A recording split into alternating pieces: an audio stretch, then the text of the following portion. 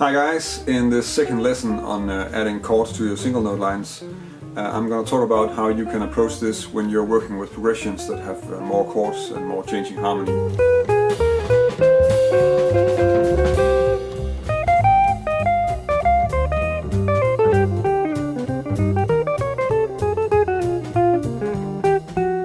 In my first lesson on this subject I was mostly concerned with the technical aspect and maybe also a little bit about what the voicings you needed to choose to add chords to your single note lines.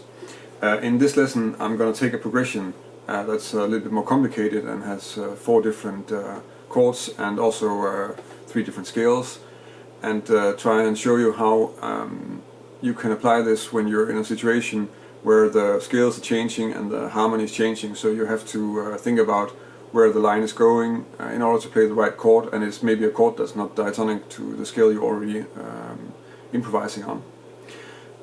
So what I'm going to do is we're going to take a turnaround in the key of F with some altered dominants, so that's going to be like G minor, C7 altered, F major 7 and D7 altered. Then I'm going to go over some chords for these scales so that we can harmonize whatever note we're playing, and then I'm going to talk a little bit about how you work on adding chords to the lines and how you sort of get that into your system.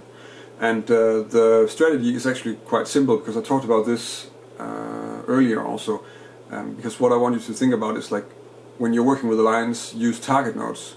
So play towards the note, and if you already know where you're going, that means that you can also sort of mentally prepare to play a voicing on that note. That's sort of the idea. And whether you then play it on the chord itself or right after you played the melody note, then that's maybe less important. As I talked about in the first lesson, I find that I often will play a note and then add the chord right after it, just to let the note be clear. And I think probably that's going to be evident when I start playing examples myself too. Let's first just look at some of the chords. So the voicings for the G minor chord would be these.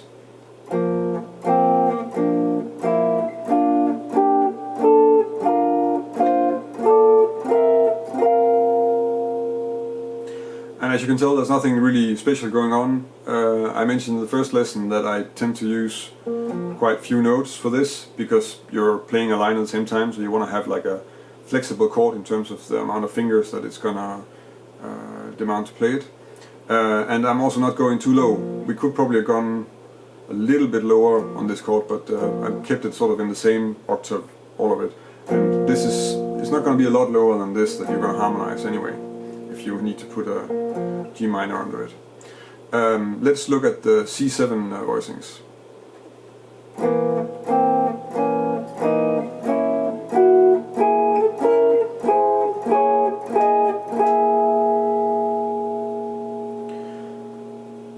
So with the C7 voicings and also with all the other voicings, keep in mind that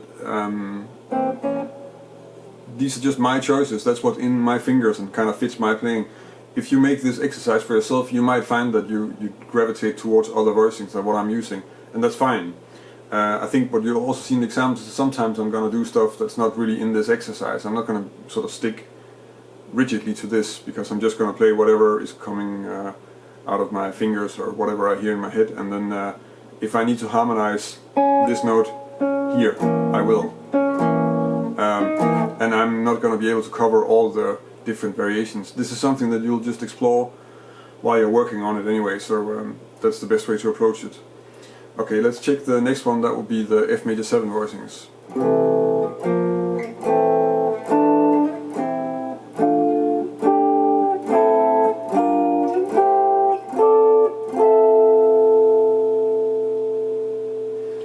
The only thing I need to mention here is, of course, with the G minor we didn't really have, like, we have sort of something you could consider an avoid note in this voicing, but it's possible to use it. And in the C7, since that's melodic minor, we don't really have any sort of avoid note in that. On the F, however, we kind of have a B flat that's an avoid note, and as I mentioned before, the way I approach that is actually I'm using another chord. So I'm using a G minor in this case, and the same in the high octave. Just because I think that sounds better to use this chord. It's anyway not a note I'm going to land on the chord, because it doesn't fit the chord really, and I don't want to harmonize it like this, because it's not very nice sounding. Okay, so D7.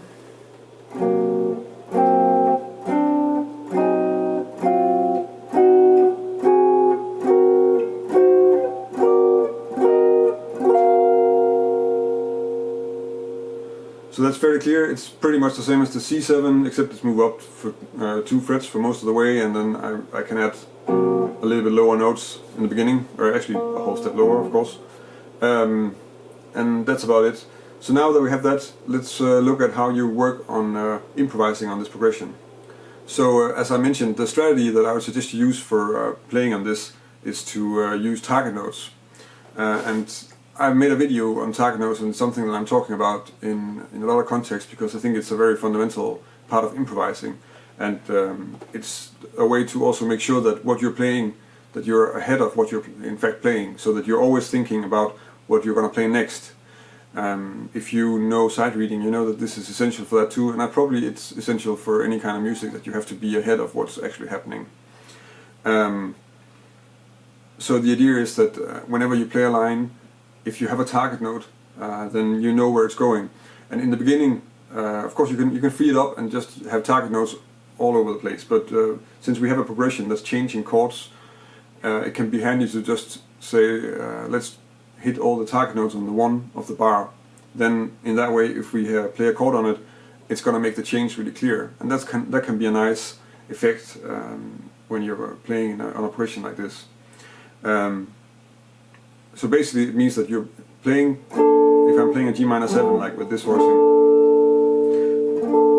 and then what I have to choose mentally is just which note am I gonna hit on the C7 altered. So if I choose the A flat, then what happens is I need to make a line that goes to that A flat.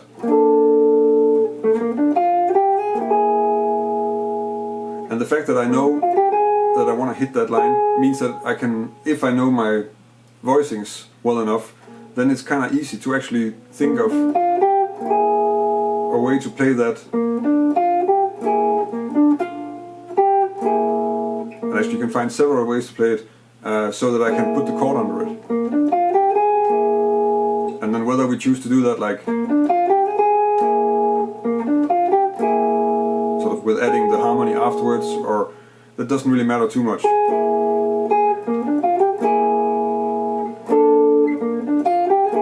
So in that way, we can easily, if we think like that, it's a lot easier to just add the chords, because we already know which chord and which note is going to be there. And anyway, when you start working on stuff where the changes are moving fast, like giant steps or moment's notice, these kind of things, and also just rhythm changes, if you really want to nail all the changes, you need to be ahead of what's going on, and you need to think ahead and know exactly what notes you want to hit. So for this, it's also a good exercise. It's also something a skill that you need anyway. So if that's the approach, then I made an example where I'm playing through the turnaround and just sustaining a chord and then playing a line to the next one. And I did this just to sort of illustrate how you might work on, probably also how I actually worked on it, how you might work on making lines where you add chords to them. So let's go over that example.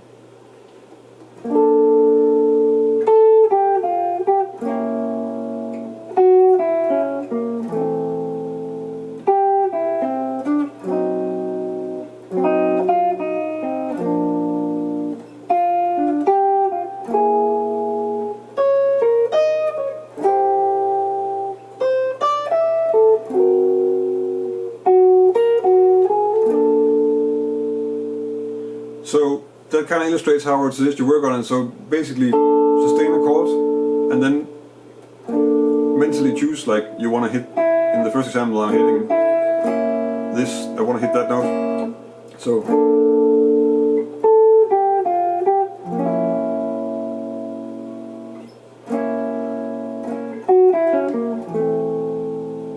and now I'm doing it in time. Probably when you start out you want to do this rubato. And once you start working on this, I mean, you can open it up. So now we only have the chord and the target note on the 1. but you can also sort of open up how you want to think about it. I think once you get this as part of your system, you can really open that up to become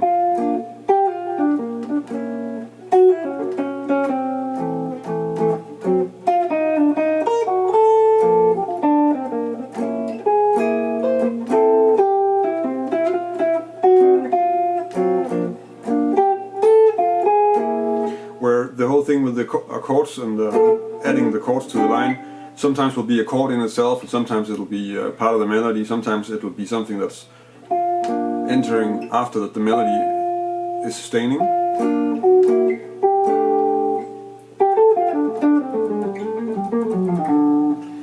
Which I think is the way you want to actually have this working. Just as an illustration, I'm going to play and record a short turnaround, a solo on this turnaround, doing this, and then I'm going to transcribe that, and then you can look at how I work on this, and then I'm going to try to keep it pretty much how I normally play in this tempo.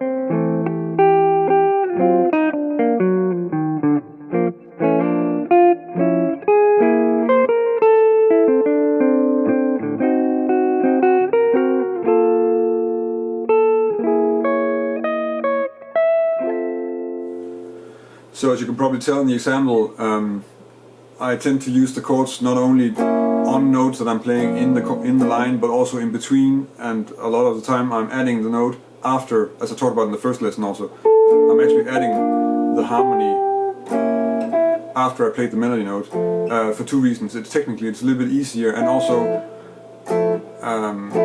it's easier to get the melody across because you first have the melody standing alone, and then you get the chord, and you can it's easier to just let it stay under it dynamically. But yeah, that's the example, so I hope you can use that. So that was a few ideas and some strategies on how you work on adding chords to your single note lines and in between the notes in your solos when you are playing over progressions that have changing harmony. I hope you can use it. If you want to download a PDF of the examples, you can go to my website, and in the article that is accompanying this lesson on my website, there's a PDF download of all the examples, so also the transcription and the different chord voicings that I went over. It can be handy to have that, not in the video, but also somewhere else, and possibly something you can print out if you want to work on it. I hope that you like this lesson. You can like it here on YouTube if you do, and you can of course also subscribe to my channel. I make a lesson every week, so there's lots of stuff coming, and I already made quite a few lessons on quite a few subjects also. When you're on my website, or if you're on my website to download the PDF, you can also subscribe to my newsletter, and you can also check out my Webstore, where I have some lessons for sale and some transcriptions and some stuff. The lessons that I make for my Webstore are sort of more in-depth versions of what I do here on YouTube, so that means that I'm taking a standard or a common progression like a blues or All Things You Are, stuff like that, and then adding a subject to that, so I'm showing how I might use some sort of voicings, or how I might make a solo on some kind of progression, and giving some examples of this, and with the video lesson describing what's going on, and of course transcriptions and backing tracks and all those things. Check it out anyway. That's also where you can support my videos here on YouTube. If you have any comments or suggestions for topics or things I should do differently or things I should do a lesson on, then please let me know. You can leave a comment here in the video. That's always useful. You can also connect with me on some of the social media networks where I am at, Twitter, Google+, Facebook, Instagram, and let me know there. It's always nice to hear what you guys think, and it's also nice to hear if there's something that you guys want to hear a lesson on. then possibly I can make a lesson on it. And of course, suggestions are welcome. I can't honor all of them, but very often I can actually do a lesson on whatever subject that you guys are talking about. So in any case, thank you for watching, and until next week.